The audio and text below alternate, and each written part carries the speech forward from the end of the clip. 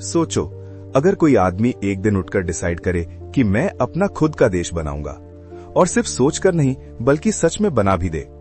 ना कोई आर्मी, ना कोई गवर्नमेंट का सपोर्ट, बस एक इंसान, एक आइडिया और एक अजीब सी जगह समुंदर के बीच। ये कहानी है पैडी रॉय बेट्स की, और उस देश की जिसे दुनिया जानती है प्रिंसिपैलिटी ऑफ सीलैंड के नाम से। एक ऐसा देश जो मैप पर ऑफिशियली एग्जिस्ट नहीं करता, लेकिन फिर भी अपनी करेंसी, अपना फ्लैग और अपनी आइडेंटिटी रखता है। 1960s का टाइम था। यूके में एक आदमी, रॉय बेट्स, जो पहले एक मेजर थे ब्रिटिश आर्मी में, उन्होंने एक अनयूजुअल काम शुरू किया।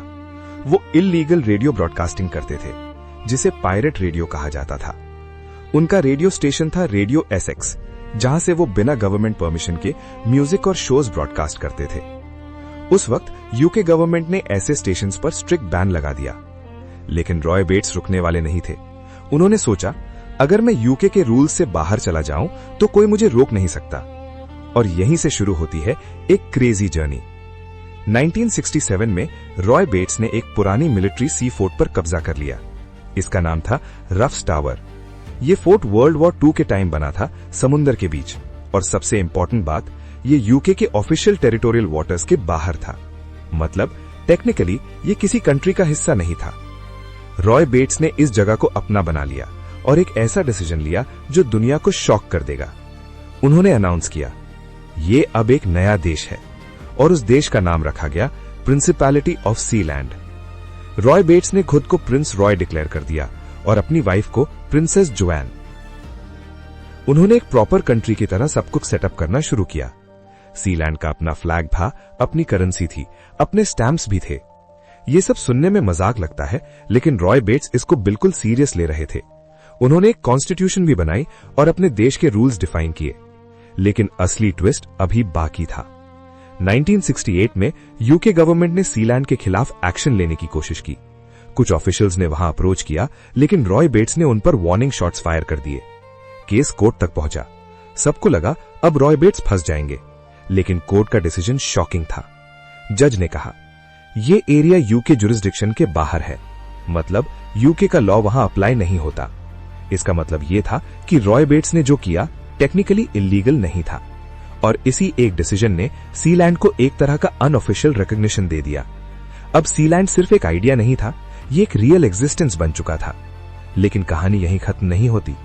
1978 में सीलैंड पर एक और बड़ा ड्रामा हुआ।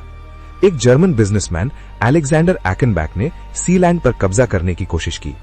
जब रॉय बाहर थे, तब एकेनबैक ने फोर्ट पर अटैक किया और रॉय के बेटे माइकल बेट्स को हॉस्टेज बना लिया। ये एक रियल लाइफ कू अटेम्प्ट था, एक छोटे से देश पर। लेकिन रॉय बेट्स वापस आए, और इस बार वो सिर्फ एक प्रिंस नहीं बल्कि एक कमांडर बन गए। उन्होंने एक टीम के साथ हेलीकॉप्टर से एंट्री की और सीलैंड को वापस कैप्चर कर लिया। एकेनबैक को पकड़ लिया गया और उसे प्रिजनर की तरह रखा गया। बाद में जर्मनी ने ऑफिशियली एक डिप्लोमेट भेजा नेगोशिएट करने के लिए। और ये मोमेंट बहुत इंपॉर्टेंट था, क्योंकि जब जर्मनी ने अपना रिप्रेजेंटेटिव भेजा तो इनडायरेक्टली उन्होंने सीलैंड के एग्जिस्टेंस को एक्सेप्ट किया। सीलैंड धीरे धीरे एक लेजेंड बन गया। लोग इसे वर्ल्ड स्मॉलेस्ट कंट्री कहते हैं। एरिया सिर्फ एक टेनिस कोर्ट जितना है। पॉपुलेशन कभी कभी सिर्फ 2-3 लोग होती है, लेकिन फिर भी सीलैंड अपनी आइडेंटिटी के साथ एग्जिस्ट करता है। टाइम के साथ सीलैंड ने अपने आप को मॉडर्न वर्ल्ड के साथ अडेप्ट किया। उन्होंने इंटरनेट होस्टिंग सर्विसेज भी ऑफर की और अपने टाइटल्स बेचने शुरू किए। आज भी आप ऑनलाइन जाकर लॉर्ड या लेडी ऑफ सीलैंड बन सकते हो। रॉय बेट्स की डेथ के बाद उनके बेटे माइकल बेट्स ने सीलैंड की रिस्पॉन्सिबिलिटी संभाली। आज भी वो इस देश को मेंटेन कर रहे हैं और उस लेगेसी को जिंदा रखे हुए हैं जो एक सिंपल आइडिया से शुरू हुई थी। तो क्या सीलैंड एक रियल कंट्री है? ऑफिशियली नहीं।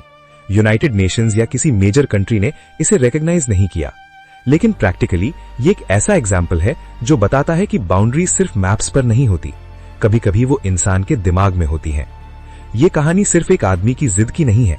ये कहानी है इमेजिनेशन की, रिबेलियन की, और उस सोच की जो कहती है, अगर सिस्टम मुझे अलाउ नहीं करता तो मैं अपना सिस्टम बनाऊंगा। और शायद इसीलिए सीलैंड दुनिया का सबसे छोटा देश होते हुए भी सबसे बड़ी कहानियों में से एक बन चुका है।